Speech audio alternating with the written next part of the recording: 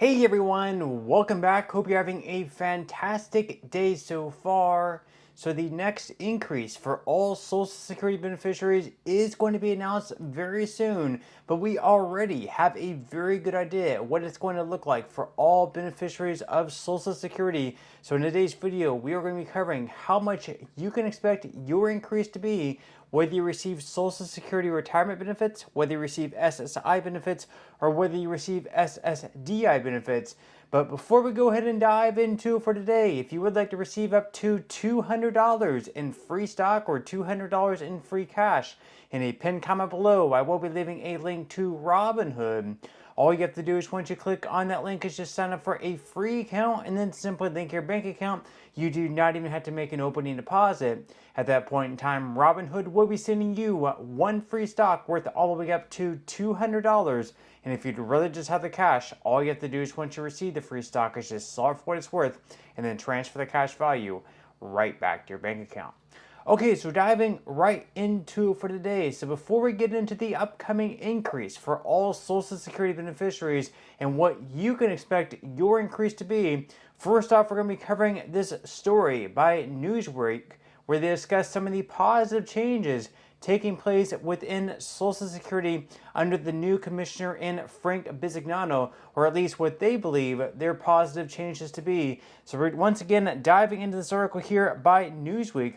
They say that Social Security announces major update on changes benefiting recipients.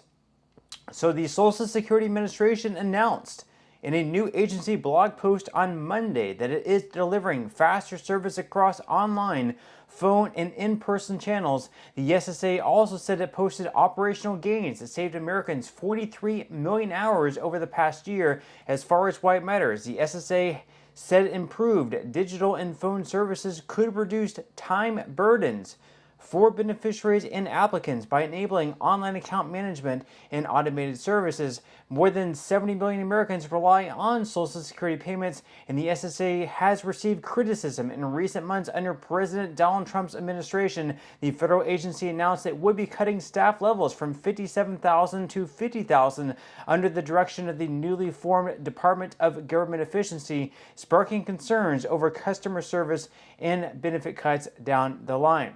Now, as far as what to know, the SSA reported that it had handled more customer requests with shorter wait times. Additionally, online transactions were growing as more people use their personal My Social Security accounts to check benefits, update records, apply for benefits, and request replacement cards. Nearly 90% of callers use automated phone services, and average wait times for callers who needed agents fell from 24 minutes in July 2024 to 8 minutes in July 2025. Meanwhile, the SSA's phone answer rate increased to 78% according to the report. The SSA's post also said that scheduling in-person appointments produced an average office wait of about 6 minutes and that retirement and survivors' claims were being processed faster than before. So once again, those are the statistics. But what are your personal experiences? Have you tried calling into the SSA? Have you tried setting an in-person appointment? Were those experiences a little bit better than what they were 1 year before? Worse or about the same? Leave your thoughts and comments below. Now, once again, we do have another increase coming for all Social Security beneficiaries in 2026. This, of course, is something that happens pretty much every single year because of the cost of living adjustments. These are automatic based on inflation. They use the inflation metric, the CPIW, which is simply short for the Consumer Price Index for urban wage earners and clerical workers. So pretty much every single year, there is going to be some type of increase. This increase usually ranges anywhere between 2.5% up to 3%. Some years, of course, have been higher. We had that year just a few years ago that was 8.7% when inflation was absolutely out of control. Since then, though, of course, it has come down, and so far we are expecting a 2.7% cost of living adjustment increase for 2026. So what exactly does it mean if you receive retirement benefits? What does that mean if you receive SSI benefits? And what does that mean if you receive SSDI benefits? In today's video, we are going to be breaking down the numbers and what you can expect your increase to be next year in 2026. So according to USA Today, once again, the 2026 Social Security COLA prediction rises to 2.7% as inflation and tariffs loom. So at the beginning of this year, they were actually expecting the COLA to drop all the way down to 2%, maybe 2.2% at the highest. But since those tariffs have come into play, we have seen inflation begin to tick up right back again, and we are looking at a 2.7% COLA. Perhaps this is not official yet, but this is a prediction, and it could actually go even higher over the next 2 months. So you will see up on the screen, these are the important dates that we will have to keep an eye out on. These are the scheduled release for the Consumer Price Index. This is when the Bureau of Labor Statistics releases the inflation numbers. These are the dates that we have to keep an eye out on. So of course, already on August 12th, last week, we received the inflation numbers for July. This was one of the most important numbers because we're going to be looking at the inflation numbers for July. We're going to be looking at the inflation numbers for August, and we're also going to be looking at the inflation numbers for September. These are the third quarter numbers that we're going to be comparing to the exact same month of last year, and whatever the inflation, whatever the CPIW has gone up by from July, August, and September of last year to July, August, and September of this year is what the cost of living adjustment is going to be looking like. So once again, next month on September 11th, we are going to know what the inflation for August was, and then finally on October 15th, we're going to know what the inflation for September was, and on October 15th is when we're going to have the official number. So right now, once again, we are looking at 2.7%. That is going to be pretty close to the accuracy of whatever the cost of living adjustment ends up being. It might be a little bit higher, it might be a little bit lower, but it's not going to be significant. It might be 2.8 or 2.9%.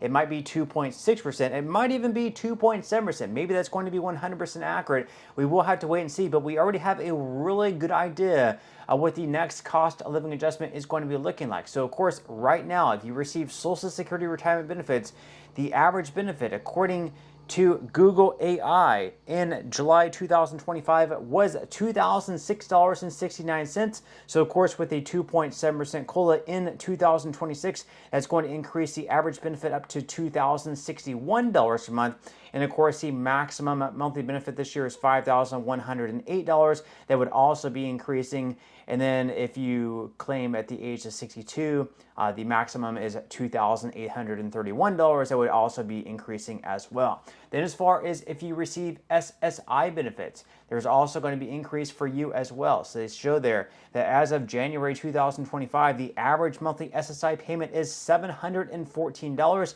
The maximum SSI benefit is $967 for individuals, and then for couples is $1,450 with a 2.7% COLA in 2026. The average SSI benefit would get lifted up for individuals up to $733 a month, with the maximum benefit increasing to $993 a month for individuals.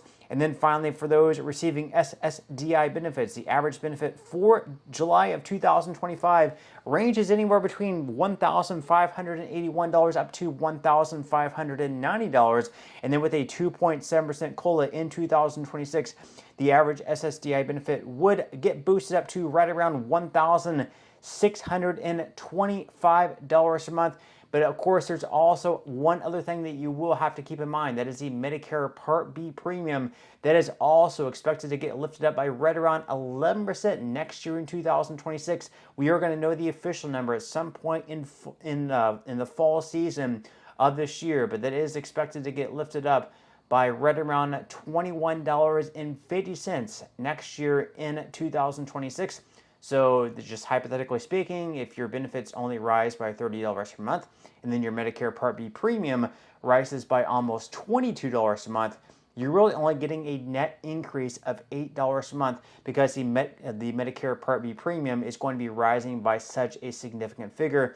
But with that said, leave your thoughts and comments below. What would you think about a 2.7% increase? Would you be happy with it? Would you be unsatisfied with it? Leave your thoughts and comments below. But that's all we have for today's video, and I will see you in the next one.